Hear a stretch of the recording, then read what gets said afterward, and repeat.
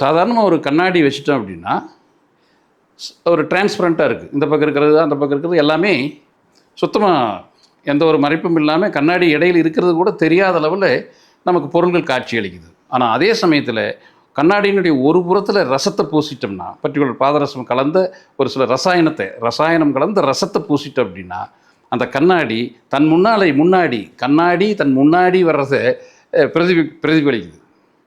அதுபோல் நம்ம உணரணும் அப்படின்னா நமக்குள்ள ரசம்ங்கிறது இருந்ததுன்னா, ரசம்ங்கிறது நமக்குள்ள இருக்கிற வித்து, தந்தையிடமிருந்து நாம் வளர்வதற்கு காரணமான வித்து நமக்குள்ள சரிவர ஒரு பாதரசமாக மாறி அது நல்ல தன்மையுடைய ரசமாக மாறிச்சுன்னா அந்த கண்ணாடியில் நம்மை நாமளே பார்க்க முடியும். அது எப்படின்னு சொன்னால், நமக்கு கண் இருக்குது, கண்களுக்கு உயிரினுடைய ஆற்றல் நம்ம கண்களுக்கு நாடி வழியாக வருது ஒளியாக. அந்த கண்களுக்கு வரக்கூடிய நாடியிலேயே வரக்கூடிய ஒளி மூலமாக அந்த கண்ணாடியின் மூலமாக நாம் தன்னைவே பார்க்கக்கூடிய ஒரு வாய்ப்பு ஏற்படுது.